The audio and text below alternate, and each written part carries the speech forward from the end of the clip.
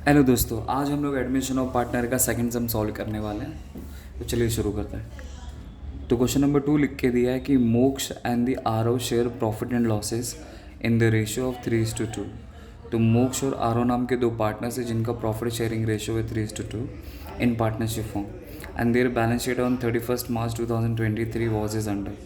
Liabilities लिख के दिया है, रुपीज़ लिख के दिया, असेट लिख के दिया, रुपीज़ लिख के दिया।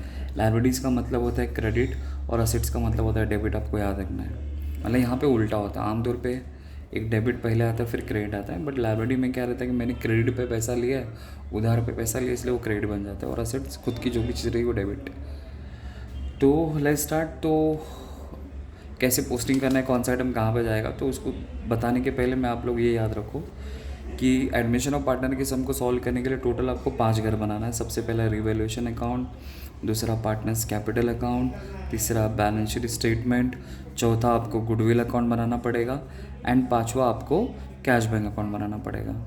ये ऐसे टोटल 5 घर आपको बनाने हैं। तो रिवैल्यूएशन में क्या आता है वो तो छोड़ दो, क्योंकि वो समझने की ज़रूरत नहीं, क्योंकि असेट्स और लाइबिलिटीज़ का जो भी वैल्यू कम ज़्यादा होता रहता है उसके अंदर रिकॉर्ड हो जाता है। पार्टनर्स कैपिटल में क्या, कितना पार्टनर के पास पैसा आया, कितने के पार्टनर के पास से पैसा क्या हुआ आएगा, बैलेंस शीट में लाइबिलिटी और असेट्स आएगा, गुडविल का आएगा, और यहाँ पे कैश बैंक का आएगा। तो आपको ऐसा याद रखना है कि आपने जिसका घर बनाया है उसका पैसा उसके घर में, और जिसका घर नहीं बनाया है उसका पैसा उसी के घर में। अब ये क्या, अभी आपको समझेगा। देखो, तो सबसे पहले मैंने यहाँ पे लिखा है क्रेडिटर। तो ज़रा चेक करो कि कोई मैं क्रेडिटर नाम का कोई घर बना रहा होगा, पाँचों में कहीं पे भी आपको क्रेडिटर नाम का कोई घर दिख रहा है? नहीं। तो क्रेडिटर आपको कहाँ पे लिख के दिया है? लाइबिलिटीज़ में लिख के दिया है, इसलिए वो लाइबिलिटीज़ में जाएगा। उसी तरह बिल्स पेबल। तो ज़रा चेक करो कि कोई मैं बिल्स पेबल नाम का कोई घर बना रहा हूँ क्या? घर मतलब लेजर बना रहा हूँ क्या? नहीं ना। तो बिल्स पेबल आपको कहाँ पे लिख के दिया? लाइबिलिटीज़ में, इसलिए वो लाइबिलिटीज़ में चला जाएगा। तो उसी तरह बैंक लोन भी लाइबिलिटीज़ में जाएगा, क्योंकि मैं कोई भी बैंक लोन नाम का कोई घर नहीं बना रहा हूँ। फिर उसके बाद ये लिख के दिया जनरल रिजर्व। जनरल रिजर्व का मतलब होता है कि पार्टनर को हर साल जो भी प्रॉफिट होता है उसमें से थोड़ा थोड़ा पैसा साइड में निकाल के रखते हैं, इसलिए साइड में रखा हुआ पैसा किसका होगा? पार्टनर्स का होगा, इसलिए पार्टनर्स कैपिटल में आएगा। नेक्स्ट कैपिटल अकाउंट लिख के दिए मोक्ष और आरओ का, तो ये भी कहाँ पे आएगा? पार्टनर्स कैपिटल अकाउंट में आ जाएगा। फिर उसके बाद बैंक, तो मैं तो कैश बैंक अकाउंट बनाने वाला हूँ, इसलिए उसका पैसा कैश बैंक में जाएगा। फिर उसके बाद लिख के दिए बिल्स रिसीबल। तो ज़रा चेक करो कि मैं कोई बिल्स रिसीबल नाम का कोई घर बना रहा हूँ क्या? नहीं, इसलिए वो असेट में जाएगा। उसी तरह डेटर भी असेट में जाएगा, ये आपको कंसिडर नहीं करना है क्योंकि वो उसी का पार्ट है। स्टॉक भी असेट्स में जाएगा, फर्नीचर भी असेट्स में जाएगा, मशीनरी भी असेट्स में जाएगा, बिल्डिंग भी असेट में जाएगा, और कुछ नहीं है। तो इस तरह आपको पोस्टिंग करना है। अब हम लोग सीधा एडजस्टमेंट पे आते हैं। तो एडजस्टमेंट में यहाँ पे सबसे पहला लिख के दिया है कि ऑन 1 अप्रैल 2023 दे एडमिटेड तिथि। तो उन लोगों ने नए पार्टनर को एडमिट किया जिसका नाम है तिथि, ऑन दी फॉलोइंग टर्म्स।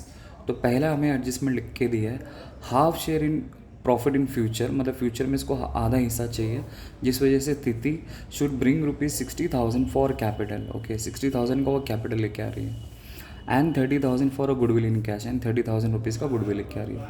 तो जब भी पार्टनरशिप बिजनेस में एक नया पार्टनर कैपिटल लेके आएगा और गुडविल लेके आएगा तो उसके लिए आपको जर्नल एंट्री पास करनी है, जो मैंने आपको पास्ट में बताया था कि एंट्री क्या क्या आता है करके इसके अंदर। फिर उसके बाद amount, half of the amount goodwill is withdrawn by old partner. तो half of the amount of goodwill is withdrawn by old partner का मतलब यहाँ पे क्या हुआ कि गुडविल जो 30,000 उसने लाया है, उस 30,000 में से 15,000, half of the amount of the goodwill मतलब 15,000 विड्रॉन बाय ओल्ड पार्टनर। तो पार्टनर गुडविल का पैसा विड्रॉ करके लेके जा रहा है। तो इसके भी मैंने पास्ट में आपको एंट्री लिख के दे, तो वहाँ से चेकआउट कर लेना। तो मैं अभी जब सम सॉल्व करूँगा तो वहाँ पे सोल्यूशन मैं आपको बता दूंगा उसकी एंट्री क्या है करके। तो इसके लिए जर्नल एंट्री पास करेंगे दोनों एडजस्टमेंट के लिए। फिर थर्ड वाला एडजस्टमेंट लिख के दिया, the stock is to be depreciated by 10% and machinery by 5%। तो कहा गया है कि स्टॉक का वैल्यू 10% से कम करना है और मशीनरी को 5%। तो जिसके बारे में जो बोला रहेगा वहाँ पे जाके डॉट मार लेंगे। तो अगर यहाँ पे अगर मैं देखूँ तो स्टॉक के बारे में बोला था इसलिए स्टॉक पे डॉट मार लिया, एंड मशीनरी के बारे में बोला था इसलिए मशीनरी पे डॉट मार लिया। तो यहाँ पे डॉट मारने का हमारा पर्पज़ क्या है कि या तो इसमें कुछ माइनस करना पड़ेगा या तो कुछ प्लस करना पड़ेगा। फिर उसके बाद लिखा है कि R D D is to be maintain 6,000। तो आर डी डी हमेशा ऑन डेटर के ऊपर मेंटेन किया जाता है। आर डी डी का मतलब होता है रिजर्व फॉर डाउटफुल डेट्स। मतलब मैंने किसी कस्टमर को पैसा दिया है, वो मुझे बोल रहा है कल आ, परसों आ, सरसों आ, टरसों आ, मरसों आ, खरसों आ, तो मैं ऐसे समझ गया कि मुझे मेरा पैसा मिलने वाला नहीं है। एक्चुअल में डूबा नहीं, बट मैं सोच रहा हूँ कि मुझे नहीं मिलने वाला है। तो वो हमेशा डाउट आपको हमेशा कस्टमर के ऊपर होता है, और कस्टमर हमेशा कौन होता है? डेटर होता है। इसलिए जब भी आरडीडी या फिर प्रोविज़न फॉर बैड डेट्स अगर ऐसा कुछ भी लिख के दिया होगा ना, तो आपको हमेशा डेटर्स के ऊपर क्या करना है? डॉट मारना है। इसलिए ये संडे डेटर आपको दिख रहा है यहाँ पे डॉट मार लेंगे। फिर उसके बाद में आगे लिख के दे कि furniture should be appreciated to 32,100, तो फर्नीचर पे डॉट, फिर बिल्डिंग के बारे में बोला 20%, तो उसके ऊपर डॉट मार लेंगे। तो फर्नीचर पे डॉट एंड बिल्डिंग पे डॉट हो गया। फिर बाद में हमें बोला है कि pass the necessary journal entry is in the books of the firm. तो एडमिशन ऑफ पार्टनर में आज तक कभी भी जर्नलिट पूछा नहीं, हमेशा लेजर अकाउंट ही पूछा है। लेजर अकाउंट मतलब रिवैल्यूएशन अकाउंट बनाओ, पार्टनर्स कैपिटल अकाउंट बनाओ, तभी मैं आपको सम सॉल्व करके बताऊंगा तो आपको पता चलेगा। तो एंट्री आपको करने की ज़रूरत ही नहीं है, बोर्ड एग्जाम में आता ही नहीं, 12th की बोर्ड एग्जाम में। ठीक है, लेट्स स्टार्ट। मैं अभी आपको ड्रॉ करके दिखाता हूँ। तो क्वेश्चन नंबर 2 है, तो आपको ऐसा लिखना है, इन the books of partnership form, in the books of partnership form. सबसे पहले हम लोग बनाएंगे रीवैल्यूएशन अकाउंट।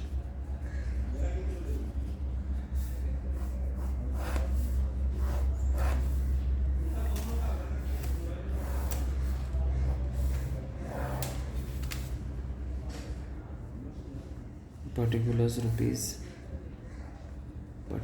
रुपीज़, ये आपका क्रेडिट साइड, ये आपका डेबिट साइड। फिर यहाँ पे पार्टनर्स कैपिटल अकाउंट,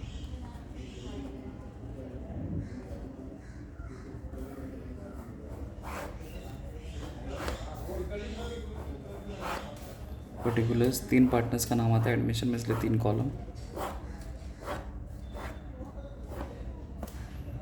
पर्टिकुलर्स, तो पार्टनर का नाम क्वेश्चन में लिख के दिए मोक्ष आरो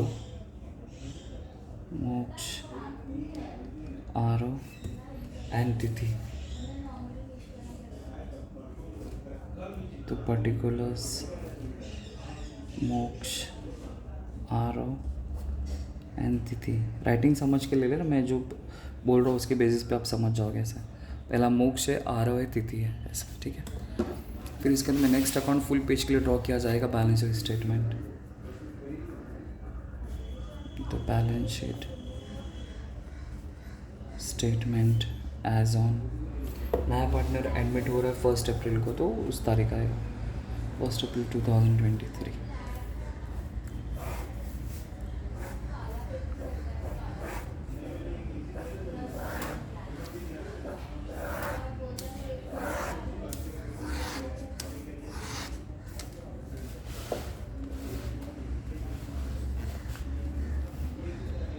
तो liabilities rupees, assets rupees.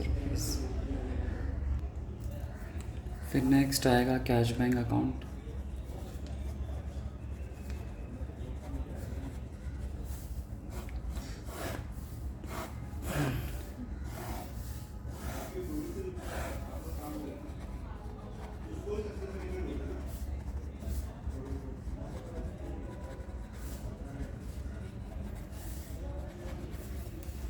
Next आएगा गुडविल अकाउंट।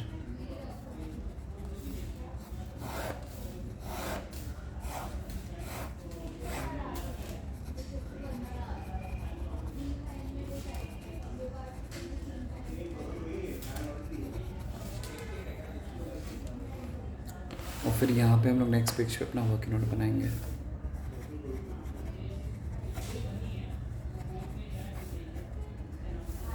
ठीक है, तो लेट्स स्टार्ट। शुरुआत करते हैं क्वेश्चन से। तो देखो क्वेश्चन यहाँ पे हमने लिख के दिया है, तो क्या लिखा है देखो। तो पहले शुरुआत करेंगे लाइबिलिटीज़ में। तो लाइबिलिटीज़ में सबसे पहले क्या लिख के दिया? क्रेडिट में क्रेडिटर्स लिख के दिए। तो creditors, bills payable, bank loan, ये तीनों लाइबिलिटीज़ में जाएगा।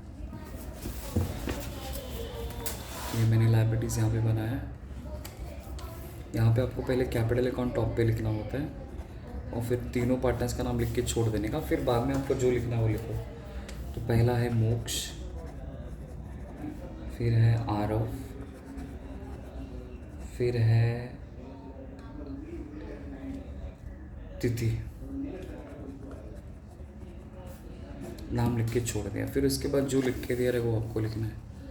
तो creditors, bills payable, bank loan, ये तीनों का वैल्यू आ जाएगा।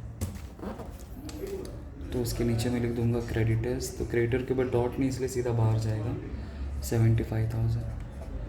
फिर उसके बाद ये बिल्स पेबल, तो बिल्स पेबल पे भी डॉट नहीं है, सीधा वो बाहर जाएगा 60,000।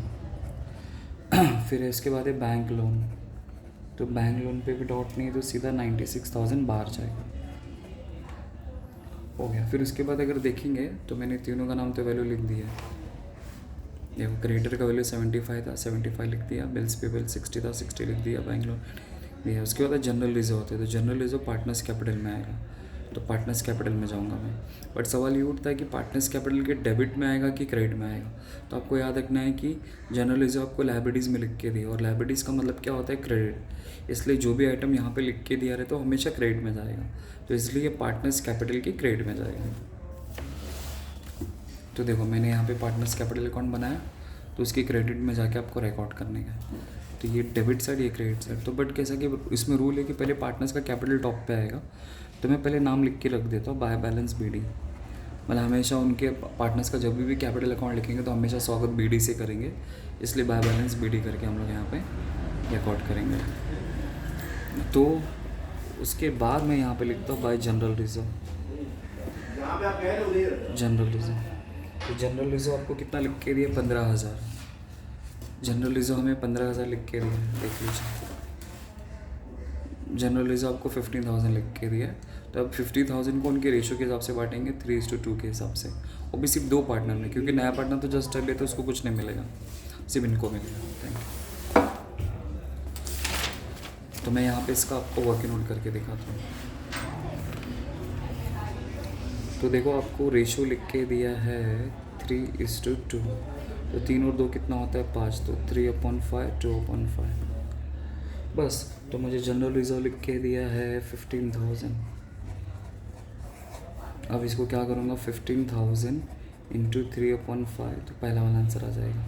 फिर 15,000 इंटू 2/5 दूसरा वाला आंसर आएगा। तो 5 3 ज़ा 15, 3 3 ज़ा 9, तो 9,000। फिर 5 3 ज़ा 15, 3 2 ज़ा 6, 6,000 हो गया। तो मतलब पहले पार्टनर को 9,000 मिलेगा, दूसरे को 6,000। तो मैं क्या करूँगा, पार्टनर्स कैपिटल जो मैंने बनाया वहाँ पे जाऊँगा, ये पार्टनर्स कैपिटल यहाँ पे लिख दूँगा 9,000 और यहाँ पे लिख दूँगा 6,000 हो गया। फिर उसके बाद अगर आप लोग देखेंगे तो आप लोग जनरल रिजर्व मैंने रिकॉर्ड कर दी 15,000 ओल्ड पार्टनर्स में रेशो में बांट देने का एडमिशन ऑफ पार्टनर में। फिर आपको कैपिटल अकाउंट लिख के लिए मोक्ष और आरओ का, तो देखो मोक्ष कैपिटल है 90,000, आरओ का 72,000, तो ये दोनों पार्टनर्स कैपिटल के क्रेडिट में आ जाएगा। तो मेरे लिए ऑलरेडी नाम यहाँ पे लिख के रखा है, बस मुझे वैल्यू लिखना है। तो मोक्ष का वैल्यू है 90,000 और आरओ का वैल्यू है 72,000 और यहाँ पे डैश, और इस तरह मैंने वैल्यू आपको रिकॉर्ड करके बता दिया। अब हम लोग आएंगे असेट्स में। तो अगर असेट्स में देखेंगे तो सबसे पहले आपको दिखता है बैंक, तो बैंक कितना है 45,000, तो वो कैश बैंक में जाएगा। तो देखो तो यहाँ पे कैश बैंक मैंने ऑलरेडी बनाया, तो यहाँ पे तो बट सवाल ये उठता है कि डेबिट में आएगा क्रेडिट में आएगा। तो कैश बैंक आपको असेट्स में लिख के दिया था, असेट्स में, और असेट्स का मतलब क्या होता है, डेबिट।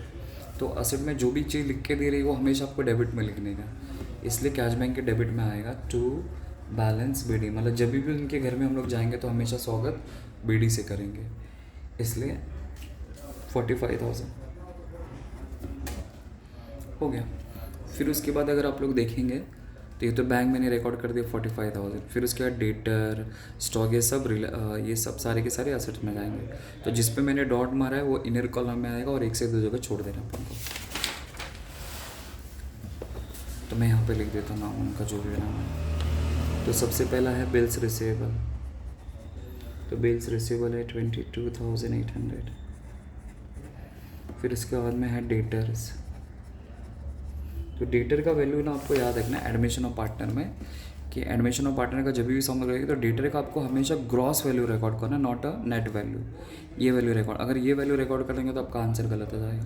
तो आपको हमेशा ग्रॉस वैल्यू रिकॉर्ड करना है 1,24,800,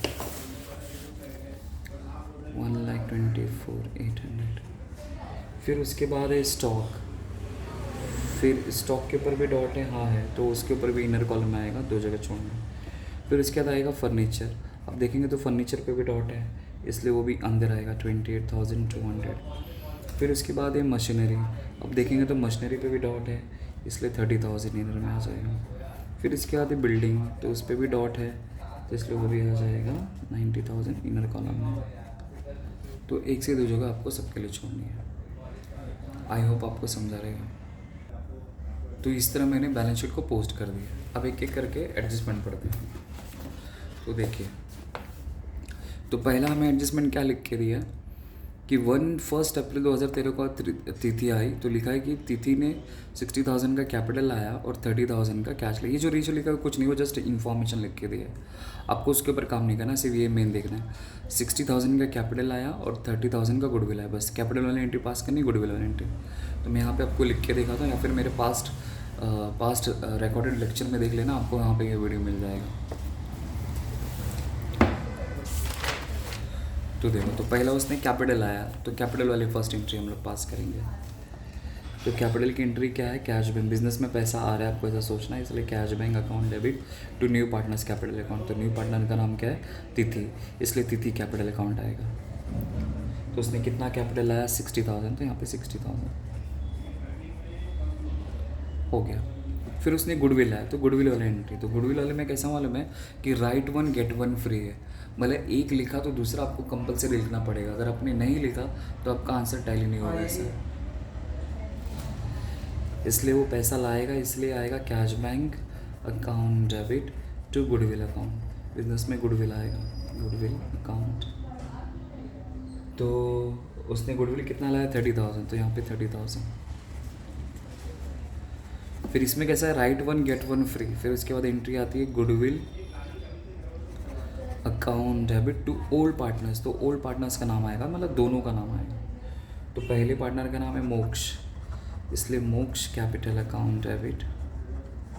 फिर दूसरा है आरओ, इसलिए आरओ कैपिटल अकाउंट। तो अब 30,000 को आपको क्या करना पड़ेगा? रेशियो में डिस्ट्रीब्यूट करना पड़ेगा। तो आपको रेशियो लिख के दिया है 3:2। तो 3 और 2 कितना होता है? 5। It means 3/5, 2/5।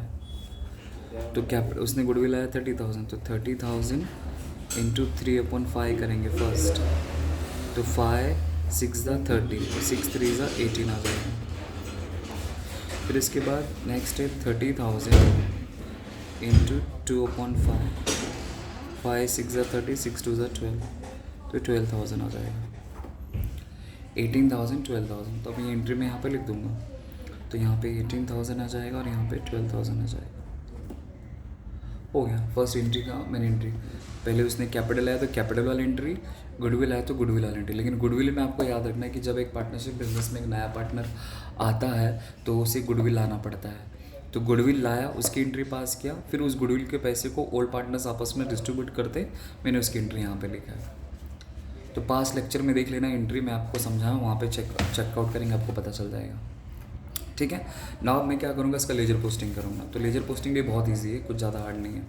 तो देखो क्या करना है, ये चेक करना है कि कैश बैंक अपने कहाँ पे लिखा है? डेबिट में लिखा है। तो आपको कैश बैंक के डेबिट में जाना है और सामने वाले का, मतलब आपको अपोजिट नेम रिकॉर्ड करना है। तो कैश बैंक के डेबिट में जाऊँगा और अपोजिट नेम रिकॉर्ड करूँगा। तो ये मेरा कैश बैंक का डेबिट हो गया और यहाँ पे लिखूँगा टू तिथि कैपिटल अकाउंट। और वैल्यू कितना आएगा? 60,000। फिर उसी तरह फिर नेक्स्ट कैश बैंक का रोल हो गया। अब इसका नंबर, तो जिसके आगे 2 का टैग लगता है वो आपका क्रेडिट होगा। और तिथि कौन है? बिजनेस के पार्टनर हो गए, इसलिए पार्टनर्स कैपिटल के क्रेडिट में जाऊंगा और अपोजिट नेम रिकॉर्ड करूंगा, सामने वाले का नाम। तो सामने वाले कौन है? Cash bank. तो देखो ये पार्टनर्स कैपिटल का ये मेरा डेबिट साइड हो गया और ये क्रेडिट साइड हो गया। तो मैं यहाँ पे रिकॉर्ड करूँगा by cash bank account, opposite name लिखना है आपको, और तिथि के कॉलम में जाके आपको लिख देना है 60,000 लिख दिया। फिर नेक्स्ट उसी तरह फिर नेक्स्ट वाली एंट्री आप लोग चेकआउट करोगे। तो ये इसका भी हो गया। अब इसका नंबर, अब देखो कैश बैंक मैंने वापस किधर लिखा है? डेबिट में। तो आपको कैश बैंक के डेबिट में जाना है और सामने वाले का नाम, तो सामने वाले कौन है? गुडविल। तो इसलिए मैं कैश बैंक के डेबिट में जाऊँगा और लिखूँगा तो गुडविल अकाउंट। और वैल्यू कितना है उसने 30,000 है तो 30,000। शिट, मैंने रॉन्ग उल्टा लिख दिया। कैश बैंक यहाँ पे, तो कैश बैंक के डेबिट में टू गुडविल अकाउंट 30,000। फिर उसके बाद यहाँ पे हम लोग आएंगे, फिर टू मतलब क्रेडिट हो गया, तो गुडविल के आपके क्रेडिट में जाना है और आपको अपोजिट नेम रिकॉर्ड करना है। तो देखो, तो ये हो रहा मेरा गुडविल, ये गुडविल का डेबिट और क्रेडिट। तो यहाँ पे लिखूँगा बाय गुडविल अकाउंट और उसका वैल्यू रिकॉर्ड कर दूँगा 30,000, जो वैल्यू लिख के दिया रहेगा। हो गया, 1 बाय 1 आपको एंट्री ऐसा पास करना है। फिर उसके बाद देखो गुडविल है, तो गुडविल आपको कहाँ पे लिख के दिया, डेबिट में ना, तो गुडविल के आपको डेबिट में जाना है और सामने वाले का नाम, तो सर सामने तो दोनों नाम है तो दोनों का नाम आ जाएगा। तो गुडविल के डेबिट में जाऊँगा और सामने वाले का नाम, तो देखो ये गुडविल का डेबिट हो गया, सामने वाले का नाम, तो सामने कौन था, मोक्ष था, इसलिए मोक्ष कैपिटल अकाउंट। फिर और कौन था, टू आरओ था, तो आरओ कैपिटल अकाउंट। तो मोक्ष का पैसा था 18,000, इसलिए 18,000 आ जाएगा, और इसका 12,000 था तो 12,000 आ जाएगा। ओके, अब उसके बाद यहाँ पे देखो ये इसका हो गया। अब इसका नंबर, अब इन दोनों के आगे टू का टैग लग रहा है, मतलब एक क्रेडिट हो गया, और ये दोनों बिजनेस के कौन आ गए, पार्टनर्स हो गए, इसलिए पार्टनर्स कैपिटल के क्रेडिट में जाऊँगा, पार्टनर्स कैपिटल के क्रेडिट में जाऊँगा और सामने वाले का नाम लिखूँगा, तो सामने वाले कौन है, गुडविल। तो पार्टनर्स कैपिटल का ये क्रेडिट साइड हो गया, देखो ये आपका डेबिट और ये आपका क्रेडिट। तो मैं यहाँ पे लिख दूँगा, जगह तो नहीं है यहाँ पे, मैं मैनेज कर रहा हूँ, बाय गुडविल अकाउंट, और पैसा उनका ही लिखने का जो वैल्यू है 18 और 12,000। तो मोक्ष में 18,000 और यहाँ पे 12,000 और यहाँ पे डैश।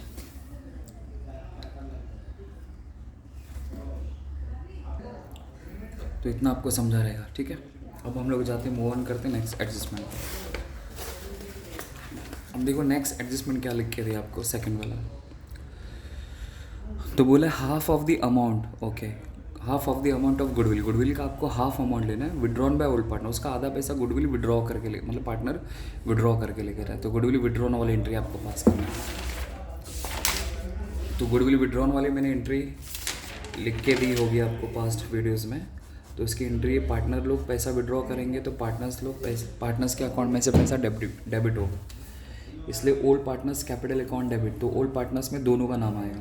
तो पहला आएगा मोक्ष, तो मोक्ष कैपिटल अकाउंट डेबिट, उनके अकाउंट में से पैसा डेबिट होगा, और आरओ कैपिटल अकाउंट डेबिट, क्योंकि पहले पैसा क्रेडिट हुआ था, अब उस पैसे को निकाल के लेके जा रहे हैं इसलिए वो डेबिट हो जाएगा, और फिर बिजनेस में से पैसा जाएगा इसलिए टू कैश बैंक अकाउंट। तो आपको गुडविल का 50% करना है, क्योंकि हाफ अमाउंट बोला है ना, तो हाफ का मतलब क्या होता है 50%, तो 50%, तो 30,000 का 50% अगर मैं निकालता हूँ तो कितना आता है 15,000। तो इसलिए यहाँ पे पहले जो दो सिंगल, यहाँ पे देखो दो डबल और एक सिंगल है, तो जो सिंगल है उसके सामने मैं पहले 15,000 लिख देता हूँ। अभी 50,000 का प्रसाद दोनों में बांट देने का उनके रेशो के हिसाब से, तो रेशो तो वही है सेम, 3:2 आपको लिख के दिया है, तो 3 और 2 कितना होता है 5, तो 3/5 और 2/5 आ जाएगा, इसलिए 15,000 इंटू 3/5 करेंगे तो पहला वाला से, तो 5 3 ज़ा 15 एंड 3 3 ज़ा 9, ये 3 0 बचा, 3 0 यहाँ पे चिपका दिया। फिर उसी तरह नेक्स्ट देखेंगे तो 15,000 इंटू 2/5, तो 5 3 ज़ा 15, 3 2 ज़ा 6,000 आ जाएगा। हो गया, इसका मतलब मोक्ष को 9,000 मिलेगा और इसको 6,000 मिलेगा। अब नाउ इसका लेजर पोस्टिंग, तो अब ये दोनों के दोनों बिजनेस के कौन है, पार्टनर है, इसलिए पार्टनर्स कैपिटल के डेबिट में जाऊंगा और सामने वाले का नाम, तो सामने वाला कैश बैंक है, तो पार्टनर्स कैपिटल के डेबिट में गया और मैं सामने वाले का नाम रिकॉर्ड करूँगा टू कैश बैंक अकाउंट। तो इसका 9,000, इसका 6,000, इसका डैश, ये हो गया कैश बैंक। अब उसके बाद देखो, अब इसका तो नंबर हो गया, अब इनका नंबर, तो अभी जिसके आगे 2 का टैग लगता है मतलब क्रेडिट होता है, तो इसलिए कैश बैंक की क्रेडिट में जाऊंगा, कैश बैंक की क्रेडिट में जाऊंगा और सामने हो, तो सर तो सामने तो दोनों का नाम, तो दोनों का नाम आ जाएगा, तो कैश बैंक की क्रेडिट में दोनों का नाम, तो by Moksh capital account and by R O capital account. यहाँ पे 9,000 आ जाएगा और यहाँ पे 6,000 आ जाएगा। हो गया, इस तरह दो इफेक्ट दे दिया मैंने। ठीक है, चलो नेक्स्ट एडजस्टमेंट क्या लिख के दे, देखो नेक्स्ट तो एकदम ईजी है। नेक्स्ट थर्ड वाला लिखा the stock is to be depreciated by 10% and machinery by 5%। Okay, तो स्टॉक का 10% मुझे डेप्रिसिएट करना है और मशीनरी का 5%। डेप्रिसिएशन मतलब कम करना है। तो ज़रा हम लोग चेकआउट कर लेते हैं, मैंने स्टॉक कितना लिखा आउट किया देखो यहाँ पे। तो स्टॉक है मेरा 72,000, तो उसका 10%, तो अगर हम इसका 10% निकाल दो तो कितना आएगा देखो यहाँ पे। तो 72,000 का 10%, 10/100 करना रहता है। तो 0 से 0 गया, 0 से 0 गया, 1 से 1 गया, तो बचा कितना 7,200। तो इसमें से आपको माइनस करना है, माइनस डेप्रिसिएशन 7,200। और उसी तरह फिर आपको क्या बोला है, बिल्डिंग के ऊपर बोला है, मशीनरी पे बोला है 5%, इसके ऊपर 5% है। तो सेम वैसे ही निकालना है जैसे मैंने यहाँ पे निकाला, 30,000 इंटू 5/100। तो 0 से 0 गया, 0 से 0 गया, इसको मल्टीप्लाई किया तो 1500 आ गया। तो इसमें से माइनस करेंगे डेप्रिसिएशन 1500। अब इसमें इसको माइनस करेंगे तो 28,500 आएगा। इसमें इसको माइनस करेंगे तो मैं डायरेक्ट कैलसी पे करता हूँ, 72,000 माइनस 7,200 तो आएगा 64,800। बस अब इसको ऑन द स्पॉट आपको क्या करना है, सेकंड इफेक्ट सोचना है। मतलब जब भी आपको एडजस्टमेंट लिख के दिया रहेगा, हमेशा आपको क्या करना है, सेकंड इफेक्ट सोचना है। तो अभी असेट्स और लायबिलिटी में कभी भी वैल्यू कम ज़्यादा होगा तो आपको ये सोचना है कि खुशी की बात है दुख की बात है। खुशी मतलब प्रॉफिट, दुख मतलब लॉस। तो देखो, तो यहाँ पे मेरे असेट्स का वैल्यू कम हो रहा है, माइनस करो मतलब कम हो रहा है, तो मेरे लिए लॉस है। अगर लॉस होगा तो आपको रिवैल्यूएशन के डेबिट में रिकॉर्ड करना है सेकेंड इफेक्ट। तो आएगा, तो पहला आएगा to stock account. Stock account कितना है 7,200। फिर उसके बाद में आएगा टू मशीनरी अकाउंट, मतलब जितना आपने माइनस किया ना वही आपको रिकॉर्ड करना है 1,500 बस। ये तो देखो, लेकिन कुछ बच्चे लोग क्या करते हैं मालूम है कि माइनस करके जो आंसर आता है ना वो रिकॉर्ड करते हैं। प्लीज़ ये गलती मत करना। आप जो माइनस कर रहे हो, जो प्लस कर रहे हैं, ओनली वही डिफरेंस अमाउंट आपको क्या करना है, रिवैल्यूएशन अकाउंट में ट्रांसफर करने का है इस वाले में। ठीक है, हो गया। नेक्स्ट एडजस्टमेंट देखते क्या है। तो देखो, नेक्स्ट एडजस्टमेंट आपको लिख के दे दे, RDD is to be maintain at 6,000। अब ये किस पे बोला है मेंटेन करनी, ये मेंशन नहीं, लेकिन आपको उम्र भर याद रखना है, कसम खा लो कि RDD हमेशा आपको डेटर के ऊपर क्या करना है, मेंटेन करना होता है। RDD का मतलब होता है रिजर्व फॉर डाउटफुल डेट्स। मुझे मेरे कस्टमर के ऊपर डाउट है, कितने का डाउट है, 6,000 का डाउट है। और कस्टमर मतलब अकाउंट्स में क्या बोलते हैं उसे, डेटर बोलते हैं। डेटर बोलो या संडे डेटर बोलो। तो 6,000 का डाउट है, तो डाउट है मतलब मुझे मेरा पैसा नहीं मिलने वाला है। तो पैसा जब नहीं मिलने वाला तो आपको क्या करना पड़ेगा, माइनस करना पड़ेगा। तो माइनस आर मेरी दीदी है। आर मेरी दीदी का मतलब होता है रिजर्व फॉर डाउटफुल डेट्स। तो इसमें से 6,000 माइनस कर दो। तो 24 में से अगर 6,000 गया तो 1,18,800 आ जाएगा। अब यहाँ पे देखो माइनस हो रहा है ना, माइनस होगा मतलब मेरे असेट्स का वैल्यू कम हो रहा है। तो अगर असेट्स का वैल्यू कम हो रहा है मतलब लॉस है, इसलिए आपको क्या करना पड़ेगा, यहाँ पे डेबिट में रिकॉर्ड करना पड़ेगा। टू RDD अकाउंट करके भी लिख सकते हैं या टू संडे, लेकिन आपको यहाँ पे डिफरेंस अमाउंट रिकॉर्ड करना है। तो देखो डिफरेंस कैसे रिकॉर्ड करेंगे, ये देखो पहले RDD था 4,800, पहले था 4,800, अब नया वाला कितने का है, 6,000 का है। ये देखो यहाँ पे नया वाला 6,000, तो डिफरेंस आपको रिकॉर्ड करना। तो कितना वैल्यू इंक्रीज़ हो गया, 1,200। तो आपको यहाँ पे 1,200 रिकॉर्ड करना है। अगर गलती से अगर आपने 6,000 रिकॉर्ड किया ना तो आपका अकाउंट टैली नहीं होगा। तो मैं यहाँ पे हाईलाइट कर देता हूँ, नया वाला 6,000 का है और ओल्ड वाला 4,800, इसको कंपेयर करके आपको यहाँ पे लिखने का है। तो वैल्यू इंक्रीज़ हो गया ना तो लॉस है, तो 1,200 आ जाएगा। चलो नेक्स्ट क्या लिखा देखो, नेक्स्ट लिखा है the furniture should be appreciated to 32,100। देखो एप्रिसिएटेड टू 32,100 का मतलब क्या होना कि फर्नीचर का वैल्यू 32,100 से बढ़ नहीं गया। इसका मतलब ये होता है कि फर्नीचर का वैल्यू 32,100 हो गया, क्योंकि यहाँ पे 2 लिख के दिया है। तो 2 का मतलब होता है कि उसका वैल्यू इतना हो गया है। ओके, तो पहले कितना था वो चेक कर लेते थे। पहले देखेंगे तो आपको फर्नीचर नज़र आता रहेगा यहाँ पे, देखो 28,200 दिख रहा है। फर्नीचर का वैल्यू ध्यान से देखो, यहाँ पे 28,200 है, लेकिन अब इसका वैल्यू कितना हो गया 32,100 टू लिखा है, टू, हाँ, नहीं तो लोगों को क्या लेगा एप्रिसिएट लिखा, मतलब आपको डायरेक्ट आप इसके अंदर प्लस मत कर देना 32,100, टू अगर लिख के दिया रहेगा तो समझ जाना कि उसका वैल्यू इतना हो गया। अगर बाय लिख के दिया होता ना, यहाँ पे ऐसा लिखा होता है furniture should be appreciated by 32,100, तो आप लोग उसमें ऐड करते हैं, लेकिन यहाँ पे आपको ये समझना है कि उसका वैल्यू इतना हो गया है, तो कितना वैल्यू इंक्रीज हो गया 4,000, कैसे नहीं 4,100 जो भी रहेगा मैं निकालूंगा, देखो यहाँ पे 28,200 था पहले, अभी कितना हो गया 32,100, तो अभी आपको डिफरेंस अमाउंट निकालना है बस। तो 32,100 में से माइनस करूँगा अगर मैं 28,200 तो 3,900 आता है, तो आपको 3,900 उसमें क्या करना है प्लस करना है, तभी जाके वो वैल्यू आएगा। तो प्लस असेट्स का वैल्यू अगर इंक्रीज होगा तो उसे कहते हैं एप्रिसिएशन, तो 3,900, तो ये आ जाएगा 32,100। बस अब ये मेरे लिए खुशी की बात है, तो खुशी होगी तो क्रेडिट में आ जाएगा रिवैल्यूएशन के, तो यहाँ पे लिखेंगे बाय बाय फर्नीचर अकाउंट। तो फर्नीचर ने आपको कितनी की खुशी दी 3,900 की, जितना डिफरेंस आएगा वही आपको लिखना है यहाँ पे। हो गया, next and last and final, next लिखा है देखो यहाँ पे, the building be appreciated by 20%, इसका मतलब अभी बिल्डिंग का वैल्यू 20% क्या हो गया एप्रिसिएट हो गया, बढ़ गया, देखो बाय लिखा है ना, तो आप सीधा परसेंटेज अप्लाई करके प्लस कर देना। तो देखो, तो बिल्डिंग आपको 90,000 लिख के दे, तो 90,000 का 20%, तो मैं यहाँ पे ही करता हूँ समझाने के हिसाब से, 90,000 का 20%, तो 20/100, तो 0 से 0 गया, 0 से 0 गया, 9,000 को 2 से मल्टीप्लाई करूँगा तो 18,000 आ जाएगा, तो प्लस करना है आपको, प्लस एप्रिसिएशन, वो लोग ने बोला ही एप्रिसिएशन करके, तो 18,000 प्लस हो जाएगा, तो ये आ जाएगा 1,08,000। अब उसी का सेकंड इफेक्ट आपको ऑन द स्पॉट सोचना है कि बिल्डिंग एप्रिसिएट हुआ मतलब आपका असेट्स का वैल्यू इंक्रीज होगा, तो आपके लिए प्रॉफिट है, तो प्रॉफिट होगा तो आपको क्या करना पड़ेगा रिवैल्यूएशन के रेट में लिखना पड़ेगा, बाय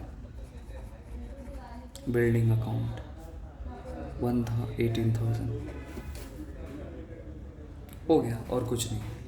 अब मैं क्या करूँगा 1 बाय 1 अकाउंट क्लोज करूँगा, तो पहले हम लोग सबसे पहला रिवैल्यूएशन अकाउंट क्लोज करेंगे। तो कैसे क्लोज किया जाता है, पहले आपको ये देखना होता है कि कौन सा साइड ज़्यादा है कौन सा साइड कम है, तो देखो, तो ये डेबिट रुपीज़ हो गया और ये क्रेडिट रुपीज़ हो गया, तो मैं पहले क्या करता हूँ साइड बाय साइड दोनों को प्लस करके देखता हूँ। तो 7,200 प्लस 1,500 प्लस 1,200, तो डेबिट का टोटल आता है 9,900।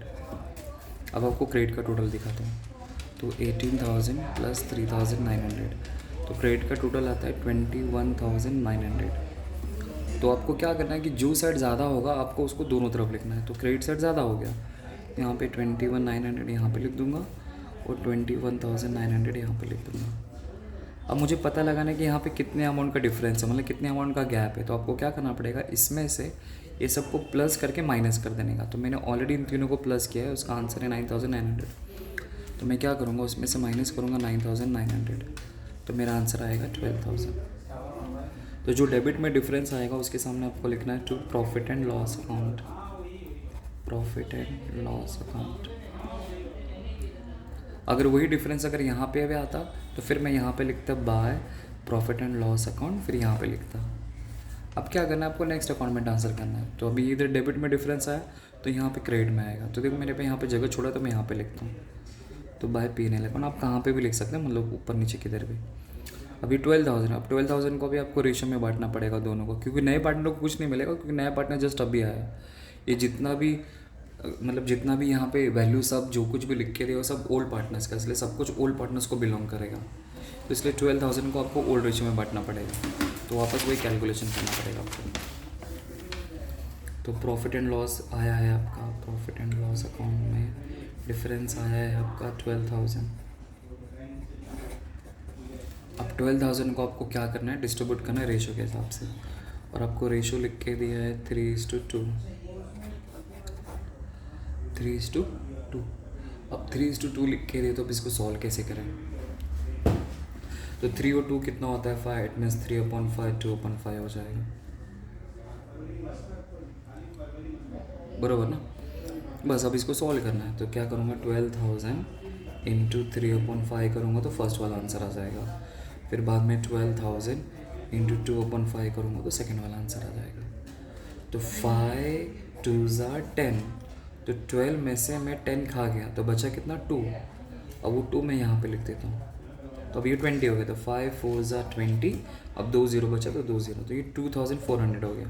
अब तो उसको 3 से मल्टीप्लाई करता हूँ, तो 3 0 ज़ा 0, 3 0 ज़ा 0, 3 4 ज़ा 12, 1 कैरी, 3 2 ज़ा 6 प्लस 1 7, 7200। अब इसको इससे डिवाइड करने 2400 आएगा, तो इसको 20 से डिवाइड करने पे वही आने वाला है 2400। अब 2400 को 2 से मल्टीप्लाई करूँगा तो 4800 आएगा। कैसे आएगा देखो, 2 0 ज़ा 0, 2 0 ज़ा 0, 2 4 ज़ा 8 एंड 2 2 ज़ा 4 हो गया। अब मैं वहाँ पे जाके लिख देता हूँ, यहाँ पे जो मैंने पार्टनर्स कैपिटल अकाउंट बनाया, तो यहाँ पे लिखूँगा 7200 एंड 4800, इसको कुछ नहीं मिलेगा। हो गया।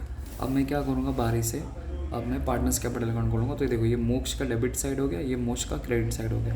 तो क्या लगता है कौन सा साइड ज़्यादा है? तो ध्यान से देखेंगे तो यहाँ पे सिर्फ 9000 और यहाँ पे देखो दुनिया भर का वैल्यू है। तो मैं पहले ये सबको प्लस कर लेता हूँ, फिर मैं आपको बताता कितना होता है। 90,000 प्लस 7200 प्लस 9000 प्लस 18,000, तो आता है 1,24,200 आता है। तो ये साइड ज़्यादा हुआ, तो जो साइड ज़्यादा रहेगा दोनों तरफ लिखेंगे। तो मैं यहाँ पे लिखता हूँ 1,24,200, यहाँ पे भी सेम लिखूँगा 1,24,200। और 1,24,200 में से 9,000 माइनस कर दूँगा तो मुझे डिफरेंस वैल्यू आ जाएगा, तो आएगा 1,15,200, ये उसका डिफरेंस आ गया। तो उसी तरह आपको आर ओ को भी क्लोज करना था। देखो, तो ये आर ओ का डेबिट हो गया, ये आर ओ का क्रेडिट हो गया। तो देखेंगे तो क्रेडिट में बहुत सारा वैल्यू है, तो जो साइड ज़्यादा रहेगा आपको दोनों तरफ लिखना है। तो 72,000 प्लस 4,800 प्लस 6,000 प्लस 12,000, तो 94,800 आता है। तो 94,800 यहाँ पे लिखा, 94,800 यहाँ पे लिखा। अब इसमें से 6,000 माइनस कर दूँगा, माइनस 6,000, तो आता है 88,800। अब उसी तरह तिथि को क्लोज करता। तो अगर मैं तिथि को ध्यान से देखूँ तो डेबिट, तिथि का डेबिट साइड में कुछ भी नहीं है, बट उसके क्रेडिट में सिर्फ है 60,000। तो जो साइड ज़्यादा रहेगा आपको दोनों तरफ लिखना। तो यहाँ पे 60 लिखा और यहाँ पे 60 लिखा। अब 60 में से 0 माइनस करूँगा तो 60,000 ही आएगा। तो अब यहाँ पे लिखना क्या है, तो बहुत बच्चे लोगों को कन्फ्यूजन होता है। तो आपको क्या याद रखना है, देखो, जब आपने स्वागत किया था BD से, मतलब जब आपने इसमें अकाउंट ओपन किया था तो BD लिखा था, जब क्लोज करेंगे तो आपको CD लिखना है, इसलिए टू बैलेंस CD। अब ये जो CD वाला वैल्यू है, इसको सीधा उठा के आपको लाइब्रेरीज़ में, मतलब कैपिटल में जाके रिकॉर्ड कर देना। तो देखो यहाँ पे मैंने जगह छोड़ा था ना वो वाला, तो सीधा देखो, अगर आपके पास, आप डायरेक्ट आउटर में भी लिख सकते हो या तो अंदर लिख के प्लस करके सबको बाहर भी लिख सकते हो।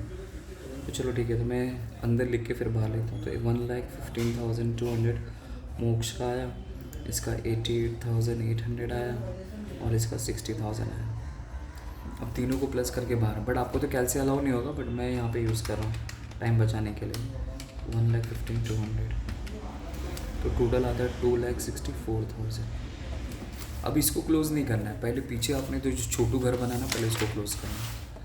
तो पहले मैं अब क्या करूँगा, कैश बैंक अकाउंट को क्लोज़ करूँगा। तो देखता हूँ कि कैश बैंक का कौन सा साइड ज़्यादा रहा है। तो देखने से ऐसा पता चल रहा है कि डेबिट साइड ज़्यादा है। देखो ना, यहाँ पे 45 है, 60, 30, यहाँ पे 9 और 6 ही है, तो ये साइड ज़्यादा हो गया। तो दोनों को ऐड करता हूँ, तो 45,000 प्लस 60,000 प्लस 30,000, तो ये आ जाएगा 1,35,000। यहाँ पे भी आएगा 1,35,000। जो साइड ज़्यादा रहेगा दोनों तरफ लिखने का। अब इसमें से इसको माइनस करूँगा, तो 9 6 15, तो इसमें से 15 गया, तो 1,20,000 का डिफरेंस आएगा। तो देखो, तो जब आपने अकाउंट ओपन किया था तो BD लिखा था, जब क्लोज करेंगे तो CD लिखना है, तो बाय बैलेंस CD। और ये जो क्रेडिट में जो डिफरेंस आता है वो असेट्स में जाता है। अगर डेबिट में डिफरेंस आएगा तो लायबिलिटीज़ में जाएगा, इस बात का ख्याल रखना। फिर यहाँ पे आप लिखोगे टू बैलेंस CD करके, बट ये क्रेडिट में है इसलिए असेट्स में जाएगा। तो असेट्स में मैं यहाँ पे लिखता हूँ cash in hand, cash at bank, आपको जो लिखना है वो लिखो। मैं कैश एट बैंक लिखता हूँ यहाँ पे 1,20,000 सीधा आउटर में। ठीक है। अब उसके बाद मैं क्लोज करता हूँ गुडविल को। अब गुडविल अकाउंट अगर मैं क्लोज करूँगा ध्यान से तो ये तो नहीं है, देखो तो ये 18 और 12 30 होता है और ये भी 30 होता है, मतलब दोनों अकाउंट टैली हो गया, मतलब सेम सेम आ गया। तो सेम सेम आएगा तो आपको कुछ लिखने की ज़रूरत नहीं है, उधर ही छोड़ देने का, हो गया। अब चलो इन दोनों को क्लोज़ कर दिया, ये दोनों पतलू को क्लोज़ कर दिया। अब सीधा इन दोनों मोटू को, ये बड़े से मोटू को क्लोज़ करता हूँ। तो आपको क्या करना है, सिर्फ और सिर्फ आउटर कॉलम क्लोज़ करना है, मतलब ओनली आउटर कॉलम। पहले देखने का सबको प्लस करके बाहर लिया कि नहीं, माइनस करके बाहर लिया कि नहीं। तो अगर मैं ध्यान से देखूँगा तो मैंने सबको बाहर ले लिया है, बस अब सबको प्लस करके 2,64,000 प्लस 75,000 प्लस 60,000 प्लस 96,000,